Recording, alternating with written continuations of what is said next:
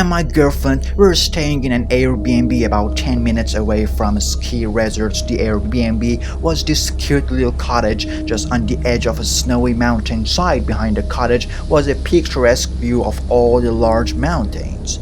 But the space surrounding the cottage was very minimal. In other words, it was just as everything else was 10 to 15 minutes away. It was a nice little getaway for us to spend some quality time with each other. We both loved skiing, so the location were great. The cottage was over 100 years old, so it wasn't insulated, and all we had was a small wooden stove to keep warm there. Wasn't a shower either, and we'd also get big spiders crawling around, which my wife hated. But for the price we paid, we weren't complaining. So me and my girlfriend were at the ski resort, and we must have lost track of time. Because the sun was going down, I started to notice the change in weather too. It was snowing really heavily and the winds were rough.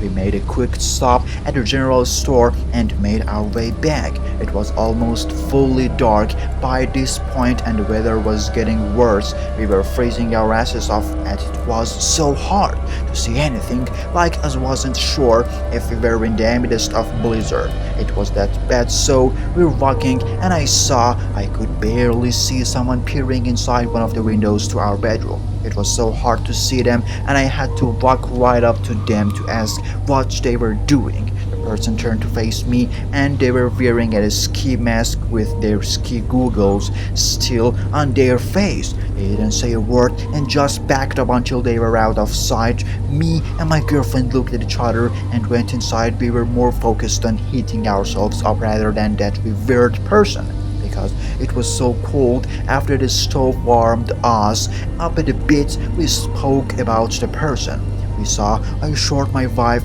it must have been someone from the ski resort who got lost due to the weather. I mean, it was a very viable reason. However, we started to notice certain things we had gone missing. For example, my watch and my girlfriend's necklace. The stove was in the kitchen and I hadn't been anywhere else in the cottage. Yet, I walked in the living room and found the drawers are open. I walked into our room and again, one of the drawers was open. Another thing I noticed were the fresh snowy footprints leading from the front door of our room to one of the beds. Neither me nor my wife were in the room before we noticed this, and the footprints were anywhere else in the cottage where we were walking. They were from our room whose footprints were there. I walked over to the bed where the footprints stopped and looked around. There was only one spot I could think of under the bed. What was under the bed? I told my wife to wait by the door. While I grabbed a knife from the kitchen, I went back over to the bed and took a deep breath, expecting the worst. I slowly bent over and over, just enough to see under the bed, and there under our bed was another person. The exact same ski mask and goggles. I yelled out in fear and the person crawled out.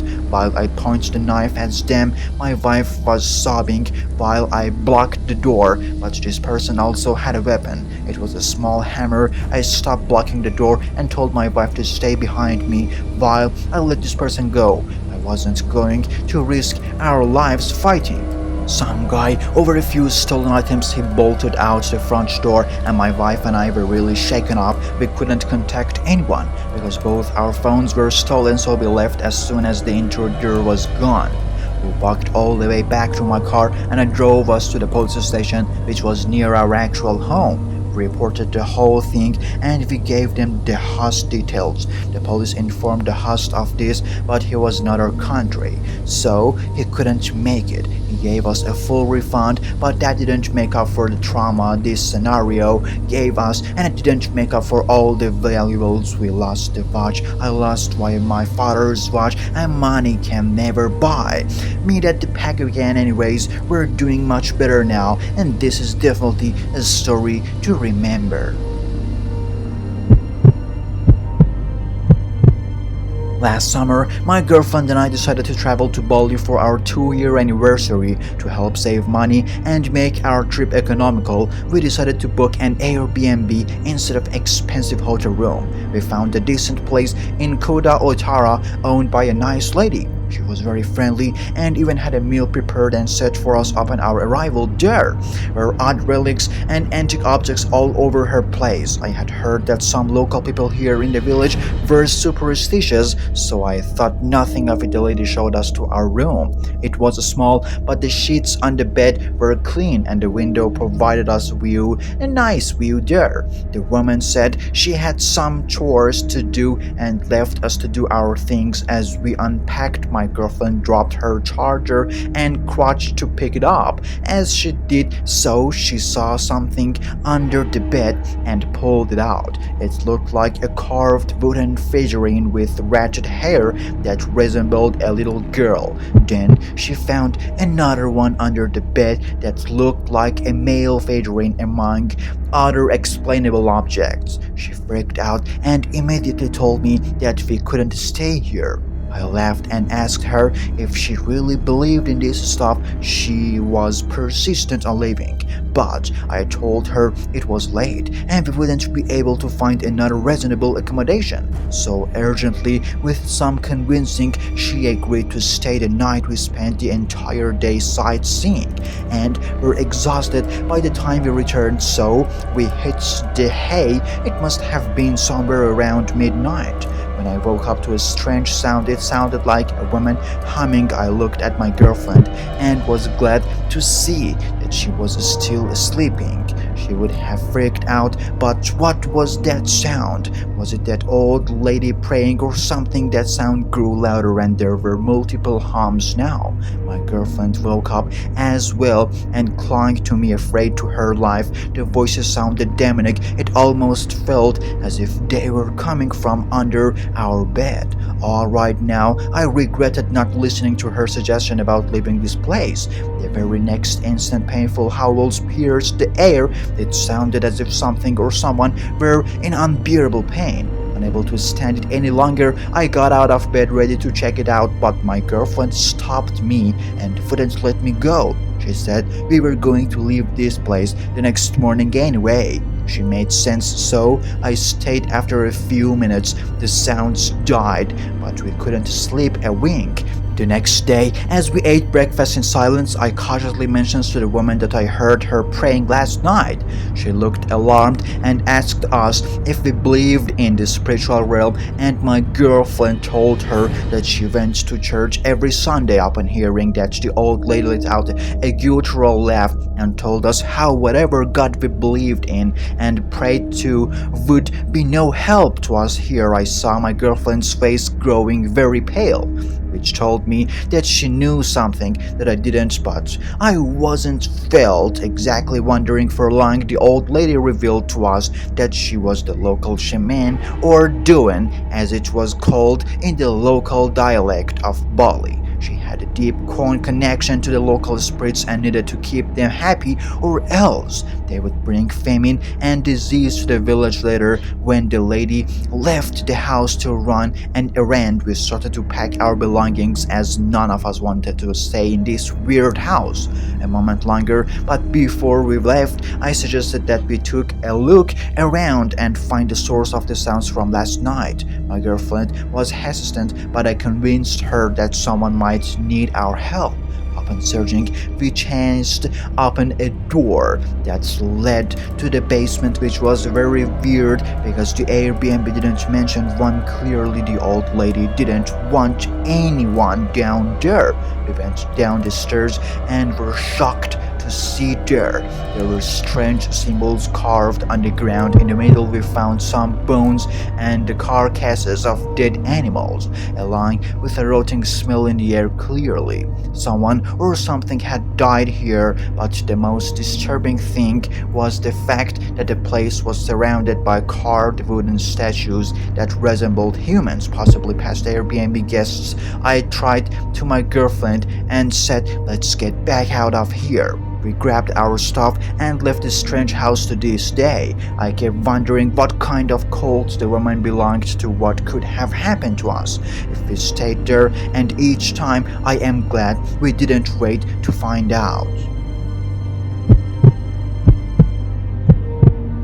We have planned this getaway for months as my girlfriend Claire and I were desperate for a break from the city's chaos, so we found this charming little Airbnb farmhouse tucked away in the woods. It was the middle of winter and the place was isolated at the end of the long private road. Our nearest neighbors were miles away, and that was just what we wanted, a quiet, secure little spot.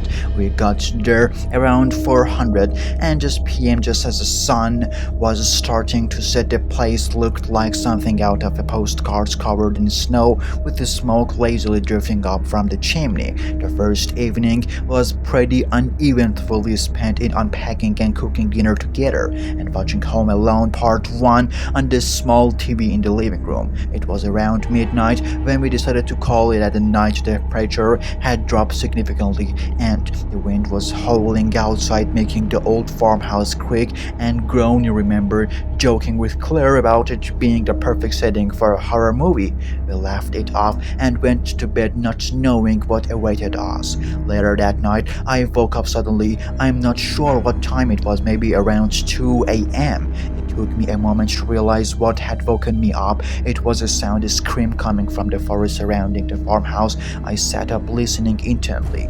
It was a guttural, chilling scream, nothing like I'd ever heard before. Clary was still asleep, and I didn't want to wake her up, so I quietly got out of bed and peered out the window. The room was bright, casting eerie shadows on the snow-covered ground. The screaming stopped, and everything was silent for a moment.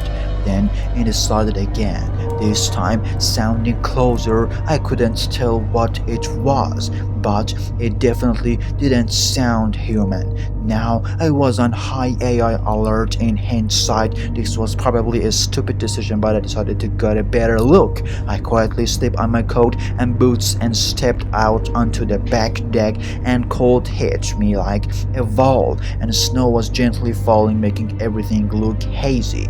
The deck faced the direction where the screams had come from, out there with the forest just a stone's throw away. I felt exposed. I scanned the tree lines, squinting through the snowfall. That's when I saw something odd.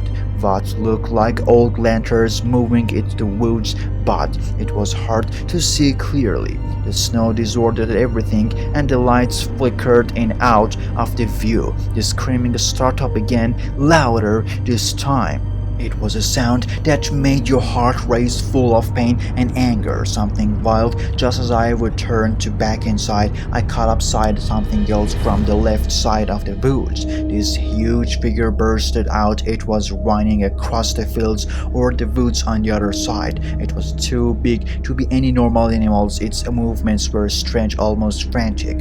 I couldn't make out what it was, but I knew it wasn't anything I'd ever seen. The fear that gripped me then was primal. I turned and ran back inside, locking the door behind me. Inside, I found Clary standing frozen near the living room window, staring out towards the direction where I saw the large creature running. She looked petrified, almost in a trance. It took her a moment to notice me. I asked her what she saw, but she couldn't seem to find the words. She just shook her head, her eyes wide with fear. We didn't sleep for the rest of that night, just sat together in the living room listening to the silence. The next day were no signs of anything unusual outside, no tracks in the snow, no more strange sounds. We discussed leaving, but eventually decided to stay, thinking maybe it was just some weird isolated incident. The rest of our stay passed without anything else happening, but we were still freaked out about that night, that encounter, whatever it was. It's something we tried to avoid talking about until this very day, but I am sharing this story with you today because I just needed to get it off my chest. Whether anyone believes me or not, I don't care. I was there, Clary was there, that's all that matters.